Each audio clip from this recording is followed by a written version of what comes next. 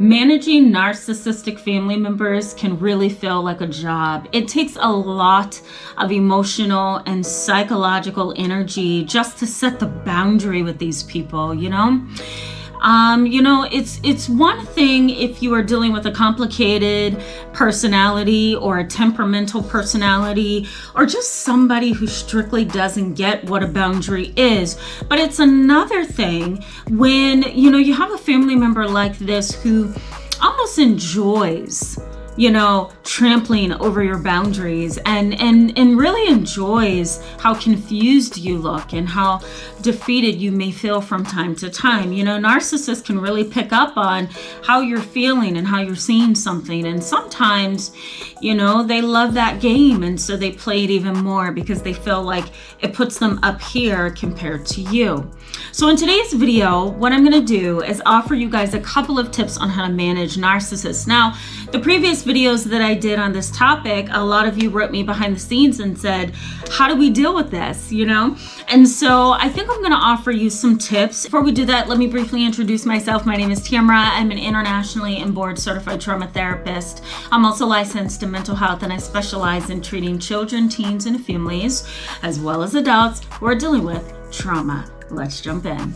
One of the things that you need to keep in mind when you are trying to manage a narcissistic family member is that communication is often a chess match. Now, these particular communicators really like to either one-up you in communication, so they like to stay on top, they like to remain in control, they like to dominate, or what they like to do is kind of keep you confused, Over the years, I've dealt with narcissists in my profession, in my personal life, in the lives of other people that I'm helping, or people who are consulting with me, or wherever I would be in the world, I've dealt with narcissists. And one of the things I've learned about them is, communication is a chess match. One minute it's very clear and straight to the point, and the next minute you're trying to figure out if they like you or don't like you, if they respect you or don't respect you, if they're on your side or against you, or you recognize that they're starting to take you for granted. And then that creates a whole host of other issues in your mind, It kind of stirs up and triggers that process of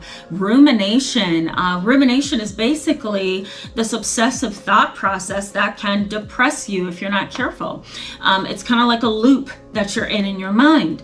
And narcissists get a lot of power out of that. When they can kind of push you into the rumination stage of your mind, then they've won, because now you're in this obsessive loop about things relating to yourself and them, and it gives them a leg up on you. It gives them that power that they so desperately need on the inside. And I think another thing too that I want to mention before we delve into some ways that you can manage a narcissistic family member is dominance. They like to be in control. So don't be surprised if you have a narcissistic family member who really tries to dominate, whether that's, in nonverbal communication, right? How they stand, how they sit, how they, engage with you non-verbally. They may say certain things that triggers a reaction in you that's not healthy, or an anger reaction, or some kind of feeling of insecurity or inadequacy. They may also move chess pieces around in the family and create triangulation, which is that triangle where there's a victim, a persecutor, and a rescuer. They operate in that triangle role because really what they do is they take the role of the victim, and then they find a rescuer who can get involved, who often doesn't really help. It makes things worse, and you become the enemy. Sometimes they borderline sociopaths as well. I mentioned that in this video up here if you want to go check that out at the end of this video. But sometimes they do border sociopathic traits. So you may get a family member who really thrives, for lack of a better word, in relationships where they are triangulating and they are dominant. So how do you deal with these particular family members? Well, let me give you a couple of tips. Okay, the first thing, and I'm sure you've heard this a lot, you've seen it online a lot, the first thing I suggest is set boundaries. Now, there are a couple types of boundaries that I want you to keep in mind, okay? One boundary is known as intellectual. Basically, what that means is you are setting the boundary with your ideas and your thoughts. When your boundaries are being trampled on or trampled over, you want to consider what kind of boundary is being trampled on or stomped on, for lack of a better word. Is it intellectual? Is it physical? Is it emotional? Is it psychological? What kind of boundary here is this particular family member trying to disregard? The boundary that seems to be trampled on the most is intellectual, because if you can process things intellectually and psychologically, you win the chess match. If the narcissistic family member can derail you from setting that intellectual boundary, then he or she wins. Now, an intellectual boundary may be something like, I'm not going to engage in a battle of wits with you. I know that I'm intelligent. I know what I know. You may be intelligent as well. You may actually have a degree that proclaims your intelligence, but that doesn't mean that I am not just as smart, if not smarter, right? So intellectual boundary is saying, I'm not going to get involved in a battle of the wits with you. I'm not going to get involved in this situation where we're going back and forth with facts and really trying to show each other and prove to each other that we're intellectual. Okay, so that's setting the boundary. I'll give you an example. I had a patient and a client years ago. One was a person consulting with me and the other one was a patient. This may have been about 10 years ago. I worked in a community mental health center with adults with schizophrenia, delusions, and borderline personality disorder. And I had a male client that I would see almost every day in group therapy. And he loved to challenge me because he also knew that I was pretty witty on my feet. And so what he would do is he would come in and he would make up these symptoms and make up these stories. And he would really try to pick my brain in front of the entire group. That made him feel important. And when I finally caught on to it, because I was pretty young in the field, I was like 24. And when I caught on to it, I realized that he was power tripping the entire time. He was power tripping. And he really needed to use my time, my energy, my thoughts, some of the ideas that I was trying to teach him about his own disorder. He liked to twist what I would say, challenge what I would say. He wanted to argue what I had to say. He wanted to also bring up facts that contradicted what I would put out there in front of the whole group. And so, he was really trampling on my intellectual boundaries, and he wasn't respecting the fact that I was the therapist in the room, not him. And so I'm sure that you can think of some family members who are like that. They just want to challenge you on everything that you know. The best way to set the boundary is to say, absolutely not, we're not going to go there, and move on to the next thing, or totally disregard them. Don't engage them. That's your power. You also want to consider emotional boundaries, right? And also boundaries of time and physical space. So like, I'm not going to spend all night arguing with you on this telephone. Just because you don't agree with, what I want to do for our mother in her aging years doesn't mean that I'm going to sit on this phone with you until 2 a.m. in the morning arguing. That's just an example. Time boundaries may mean you're not going to have me waiting at the airport for 6 hours because you're irresponsible. That's another boundary that you're setting for time. For physical space, you're not going to stand too close to me. You're not going to sit on top of me, because sometimes that can be intimidating, right? Body language. You're not going to, lord over me, or what's the word I'm looking for, guys? Kind of stand over you. I've seen family members in family sessions do that. They'll stand up in the middle of an argument and they're kind of hovering over the other person. And I'm like, oh no, take a seat. You're not going to do that. That's intimidating. That's physical space.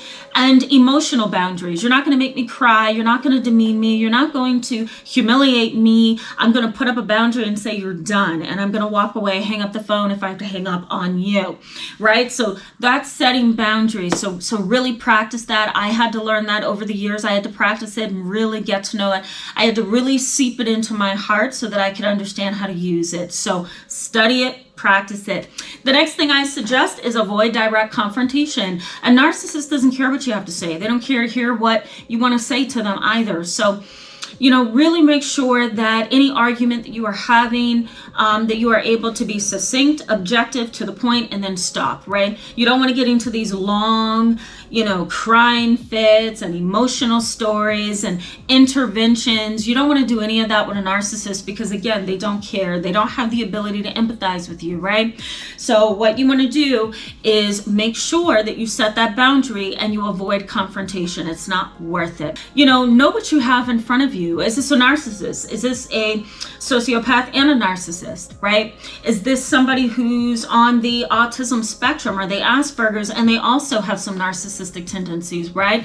If you have a mixture like that, which there's very little research that talks about that, but there is a possibility that some narcissists do have some autism spectrum traits, and I've had some right in my office, and I've had some in research, and my colleagues have seen them, right? If you have an individual with two of those things, it's going to really be difficult, I'm trying to say, to get through to them because they already have poor social skills most of the time, and then on the other side of that, they're narcissistic.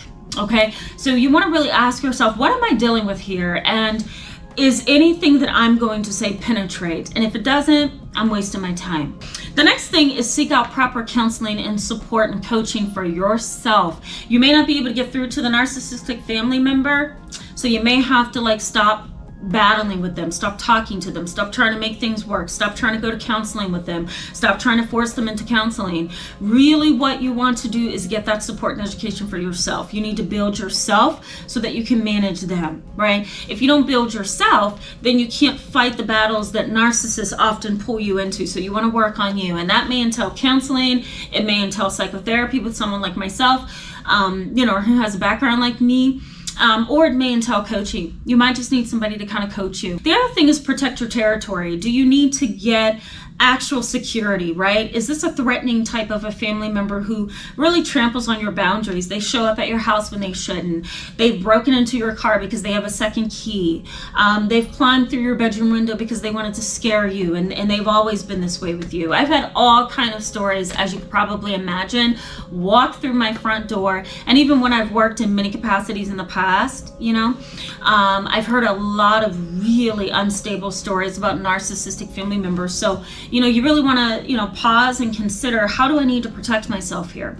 And that goes into the last suggestion that I have for you, which is try not to be vulnerable on social media. The minute you start posting pictures and you open it up to the public, just be ready for your narcissistic family member to print something off and show it to someone, or to twist what's online, to twist your comments, right? To twist whatever they can that you've put out on social media. One of the things that I always suggest for my clients who have narcissistic family members who are really aggressive and threatening is to always be mindful of social media. If you're not a professional, if you're not somebody that has a reputation that you really need to keep up, or if you're not somebody that, is educating through social media, try to limit the access to your social media as much as possible. I know Facebook is great for sharing family photos and things like that. I know some people are really proud of their family and they want to show them, but you really want to consider, do I really want that little bit of an ego boost by showing my photos online and showing we went to Disneyland and wherever else?